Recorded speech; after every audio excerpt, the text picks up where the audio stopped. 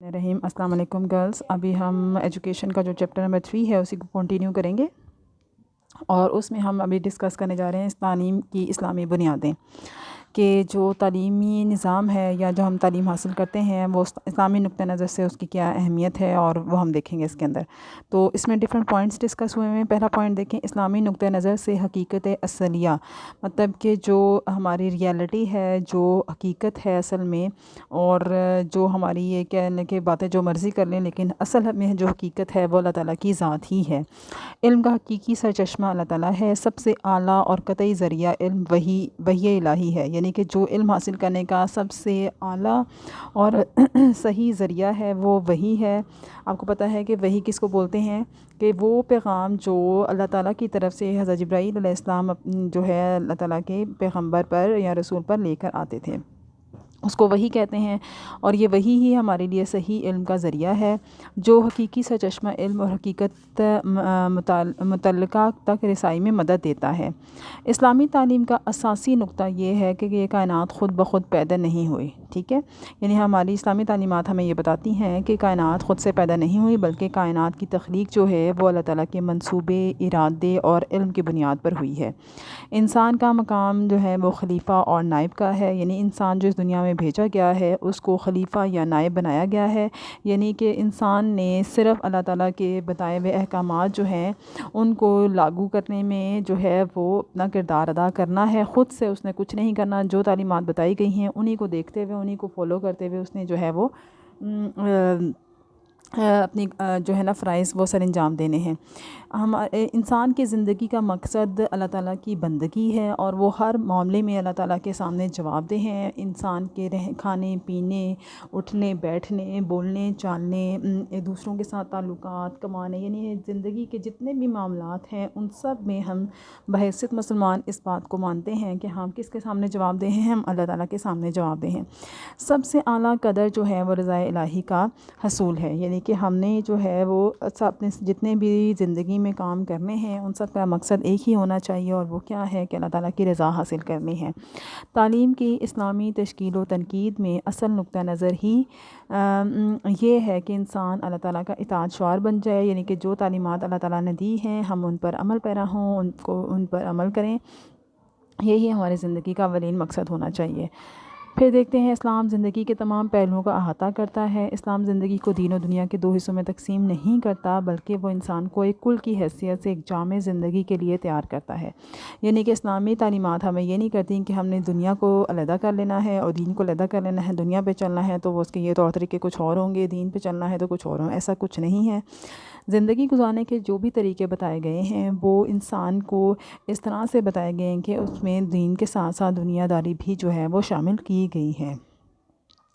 मादा और रूह की अलग अलग हैसियत की बजाय दीन और दुनिया जो है उसकी वहदत का कायल बनाया गया है। इस्लाम की असास या बुनियाद वो बुनियादी तसव्वुरात और अकायद हैं जिससे इस्लामी नज़र हयात तश्कील पाता है। यानी कि हमारे इस्लाम की बुनियाद जो है उन तसव्वुरात पर है या उन अकायद पर है जिससे हम कहते हैं कि पूरा एक नज़रिया हयात बन जाता है। नज़रिया हयात का क्या मतलब है? ज़िंदगी गुजारने का नज़रिया जो है वो बन जाता है। इसके साथ साथ अखलाकी, माशरती और मुआशी तजर्बात भी ज़रूरी हैं। यानी इन अकायद के साथ साथ हमारे पास जो है वो हमारे अखलाकी तजर्बात हैं, माशरती हैं या मुआशी तजर्बात, वो भी होना ज़रूरी है।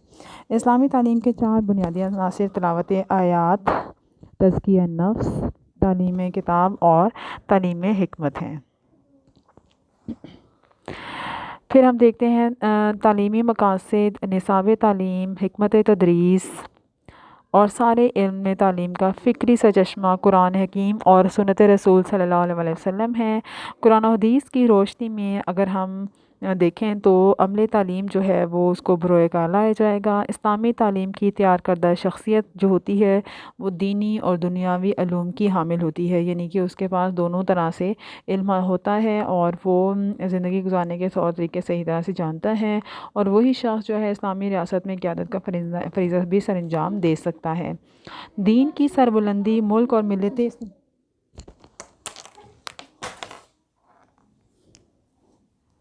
دین کی سربلندی ملک اور ملت اسلامیہ کا تحفظ اور دعوت دین اسلامی تعلیم کی روح ہے. یعنی کہ ہماری جو ہے اسلامی تعلیمات کا ایک اور بھی ہے کہ ہم نے دین کو کس طرح سے سربلند کرنا ہے، اپنے ملک کو، اپنی ملت اسلامیہ کو تحفظ کس طرح سے کرنا ہے، اور دعوت دین کی کس طرح سے دعوت دینی ہے، لوگوں کو اسلام کی تعلیمات کی طرف کس طرح سے راغب کرنا ہے. یہ سب کچھ ہماری اسلامی تعلیمات میں شامل ہیں.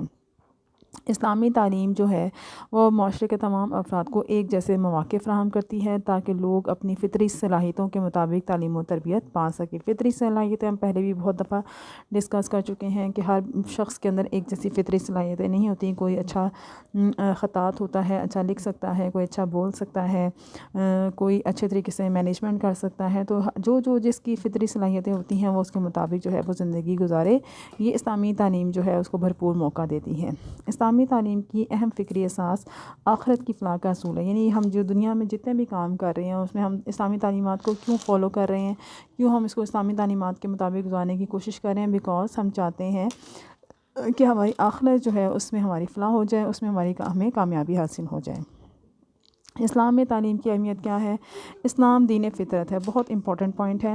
دین فطرت کا مطلب یہ ہے کہ فطرت کے تقاضوں کو دیکھتے ہوئے اسلام جو ہے وہ بنایا گیا ہے. یہ واحد دین ہے جس نے تعلیم پر سب سے زیادہ زور دیا ہے.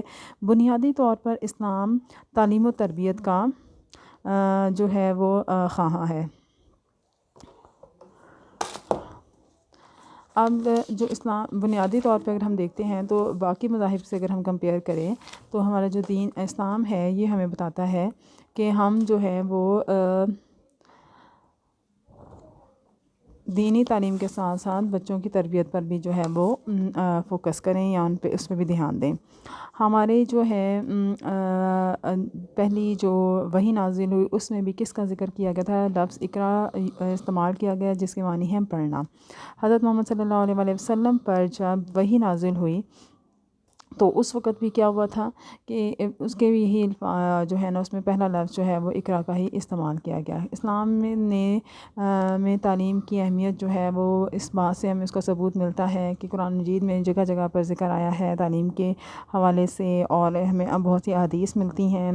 تو اگر ہم اس میں دیکھیں قرآن حکیم کی تو ارشاد باری تعالیٰ ہے، اے پیغمبر ان سے پوچھئے کہ کیا جاننے والے اور نہ جاننے والے کہیں برابر ہو سکتے ہیں.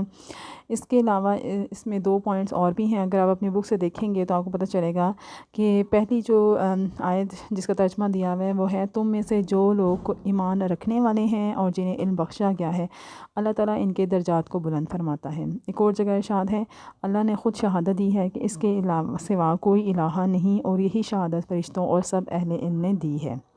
پھر احادیث کی روشنی میں دیکھیں تو حضرت محمد صلی اللہ علیہ وسلم کو یہ دعا سکھائی گئی، ربی زدنی علما، اے میرے رب میرے علم میں اضافہ فرمائے. ان آیت کریمہ کی روشنی میں یہ کہا جا سکتا ہے کہ اسلام میں پڑھنا اور پڑھانا روز اول سے خصوصی اہمیت کا حامل رہا ہے. حصول علم اور اشاعت علم جو ہے اسلام کا بنیادی تقاضا ہے. اسلام میں عمل تعلیم کی عظمت کا اندازہ اس ارشاد نبی صلی اللہ علیہ وسلم سے لگایا جا سکتا ہے. آپ صلی اللہ علیہ وسلم نے فرمایا، معلم بن جاؤ یا متعلم، اور تیسری حالت اختیار نہ کرو. یا تو آپ کے پاس جو علم ہے وہ آپ دوسروں کو سکھانا شروع کر دیں، یا آپ کے پاس علم کی کمی ہے تو آپ طالب علم بن جائیں، متعلم بن جائیں اور علم حاصل کرنا شروع کر دیں. تیسرا کوئی جو ہے حالت وہ اختیار نہ کریں، یعنی کہ اس کام کی طرف نہ لگ جائیں، نہ علم سیکھیں اور نہ ہی سکھائیں. اگر آپ کے پاس علم کی کمی ہے تو آپ علم سیکھ لیں، اور اگر آپ نے کوئی علم سیکھ لیا ہے تو اس کو جو ہے دوسروں کو سکھانا شروع کر دیں. اللہ تعالیٰ نے رسول اکرم صلی اللہ علیہ وسلم کے منصب رسالت کے تذکرے میں واضح طور پر تعلیم کتاب اور تعلیم حکمت کو آپ صلی اللہ علیہ وسلم کے وظائف میں شمار فرمایا ہے.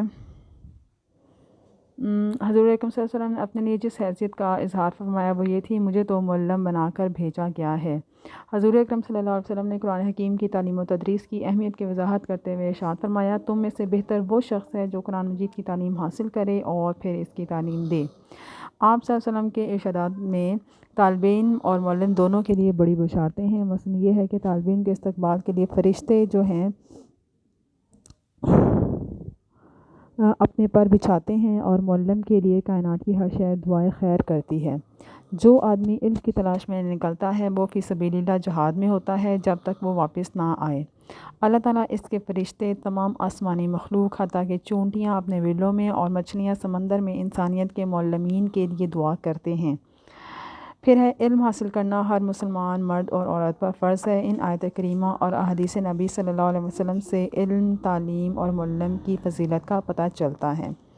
پھر ہمارا نیکسٹ ٹاپک آ رہا ہے گرلس ذرائع علم۔ ذرائع علم کے ہم کن کن ذرائع سے جو ہے وہ تعلیم حاصل کر سکتے ہیں۔ بنیادی طور پر انسان جو تعلیم حاصل کرتا ہے وہ اپنے مشاہدات اور تجربات سے حاصل کرتا ہے، اور یہ جو تجربات ہیں اور مشاہدات ہیں یہ علم کی صورت میں جو ہے وہ ترتیب پاتے ہیں۔ علم سے مراد کسی بھی شے کا جاننا، پہچاننا، سمجھانا اور یا اس کے متعلق معلومات حاصل کرنا ہے۔ ان اشیاء میں مادی اشیاء بھی آ جاتی ہیں اور غیر مادی اشیاء بھی۔ مادی اشیاء کا کیا مطلب ہے؟ جن کو آپ دیکھ سکتے ہیں، جو نظر آتی ہیں، اور غیر مادی اشیاء ہیں وہ ہیں جو ہمیں وہ چیزیں، ان چیزوں کے بارے میں علم حاصل کرنا جو ہمیں نظر نہیں آ رہی۔ اس کو اس طرح سے بھی کہہ سکتے ہیں مادی اشیاء جن کا تعلق اس دنیا کے ساتھ ہے، اور غیر مادی اشیاء وہ والی چیزیں جن کا تعلق جو ہے وہ دنیا کی بجائے آخرت کی زندگی کے ساتھ ہے، اور وہ انسانوں کی نظروں سے فی الحال اوجھل ہے، لیکن یہ حقیقت ہے جس کا ہم انکار نہیں کر سکتے، یعنی آخرت جو ہے اس نے آ کر ہی رہنا ہے۔ یہ علم اگر معتبر نہیں یعنی قابل اعتبار ہو، اور اس علم سے کسی چیز کی اصل حقیقت معلوم ہو جائے تو یہ علم انسان کی زندگی کے لیے بہت زیادہ فائدہ مند ثابت ہو سکتا ہے۔ مختلف ذرائع سے حاصل ہونے والا علم اگر شک اور قیاس یا اندازے پر مبنی ہوگا تو ایسا علم جو ہے وہ انسان کو حقیقت سے آگاہ کرنے کی بجائے گمراہی کی طرف لے جا سکتا ہے۔ یعنی کہ جو علم حاصل کرنا ہے اس کا معتبر ہونا، قابل اعتبار ہونا بہت ضروری ہے۔ اس میں کسی قسم کی قیاس آرائی یا شک کی گنجائش نہیں ہونی چاہیے۔ قیاس آرائی مینس کہ اندازے نہ لگائے جائے کہ ایسا ہو سکتا ہے، ویسا ہو سکتا ہے، نہیں۔ جو آپ کا قابل قبول، قابل اعتبار علم ہوگا وہی آپ کا جو ہے آپ کو صحیح راستے کی طرف لے کر جائے گا۔ اس لحاظ سے علم کے ذرائع کی جو ہے وہ بہت اہمیت ہے۔ انسان نے آج تک جو علم حاصل کیا ہے وہ مندرجہ 5 ذریعوں سے حاصل کیا ہے۔ پہلا ہے حواس خمسہ۔ حواس خمسہ کہتے ہیں گرلس جو ہمیں اللہ تعالیٰ نے 5 حصے عطا کیے ہیں نا، سونگھنے کی حص ہے، چکھنے کی حص ہے، دیکھنے کی حص ہے، اور ساتھ میں ہمارے پاس چھونے کی حص ہے، سننے کی حص ہے، ٹھیک ہے۔ دوبارہ سے میں ان 5 حواس کے نام بتا دیتی ہوں۔ دیکھنے کی حص ہے، سونگھنے کی حص ہے، چکھنے کی حص ہے، سننے کی حص ہے، اور چھونے کی حص ہے، ٹھیک ہے۔ اس کے علاوہ انسان اپنی عقل سے بھی سوچتا ہے، اور شعور اگر اس کو ہو، علم ہو پہلے سے، اور اپنی عقل استعمال کر کے بھی وہ صحیح راستے کی طرف جا سکتا ہے۔ وجدان کہتے ہیں کہ انسان کے دل میں کوئی خیال آ جانا، خود سے ہی کوئی خیال آ جانا، اور پھر وہ اس کی طرف اس کا تابع اگر ہو جاتا ہے تو اس کو ہم وجدان کہتے ہیں۔ اسناد و روایات کیا ہیں کہ ہماری روایات کیا ہیں، پیچھے سے ہمارے جو بڑے آباء و اجداد ہیں وہ کیا کرتے آ رہے ہیں، وہ کن تعلیمات کی پیروی کرتے آ رہے ہیں، پھر ہم بھی انہی کی پیروی کرنا شروع کر دیں۔ اور سب سے امپورٹنٹ اور اوتھینٹک جو ہمارا ذریعہ علم حاصل کرنے کا ہے وہ ہے وحی وہ پیغام ہے جو حضرت جبرائیل علیہ السلام جو ہے وہ ہمارے رسولوں تک لے کر آتے رہے ہیں۔ اس حضرت محمد صلی اللہ علیہ وسلم تک جو وحی آتی رہی ہے وہ حضرت جبرائیل کے تھرو ہی آتی رہی ہے، اور اس وحی سے جو ہے پھر ہمیں جو علم حاصل ہوا وہ ہمارا سب سے اوتھینٹک علم ہے، یا معتبر علم ہے، اس طرح سے ہم اس کو بول دیتے ہیں، ٹھیک ہے۔ تو یہ ان کے بارے میں ہم ڈیٹیل جو ہم انشاءاللہ نیکسٹ لیکچر میں پڑھیں گے۔ ابھی آپ نے اس کا جو ہے نا یہاں سے جو ٹاپک یہ میں نے ڈسکس کیا تھا نا آپ سے، اسلام میں تعلیم کی اہمیت، یہ آپ کا لانگ کوسچن ہے۔ یہ لانگ کوسچن آ جاتا ہے کہ اسلام میں تعلیم کی اہمیت کو قرآن حکیم اور احادیث کی روشنی میں واضح کریں۔ دوبارہ سے میں کوسچن بول رہی ہوں، اسلام میں تعلیم کی اہمیت قرآن حکیم اور احادیث مبارکہ کی روشنی میں واضح کریں۔ تو آپ نئے ہیڈنگس بنا کے اس طرح سے اس کو as a long question prepare کر لینا ہے۔ پھر اس سے پہلے میں نے ڈسکس کیا ہے تعلیم کی اسلامی بنیادیں، یہ 10 پوائنٹس اس میں ہم نے کور کیے ہیں۔ یہ 10 کے 10 پوائنٹس جو ہیں یہ آپ کا لانگ کوسچن میں آ سکتے ہیں، اس لیے آپ نے تعلیم کی اسلامی بنیادیں اس کو یاد کرنا ہے، ایز اے لانگ کوسچن یاد کرنا ہے۔ 10 نمبر کا لانگ کوسچن آپ کے ایگزام میں آتا ہوتا ہے، اور اگلا بھی ہم نے لانگ کوسچن ہی ڈسکس کیا ہے، اسلام میں تعلیم کی اہمیت، یہ بھی آپ نے لانگ کوسچن کے طور پہ پریپیئر کرنا ہے، ٹھیک ہے۔ گز آپ نے ساتھ کے ساتھ یاد کرنا ہے، اپنے کام کو جمع نہیں کرنا ہے، تاکہ جب آپ کے کالج کھلیں تو پھر آپ کو مزید آگے جب ہم پڑھ رہے ہوں گے تو آپ کو پچھلا والا پہلے سے ہی آتا ہو اور آپ کو کوئی پرابلم نہ ہو، ٹھیک ہے۔ اپنا خیال رکھیے گا، دعا میں یاد رکھیے گا۔ اللہ حافظ۔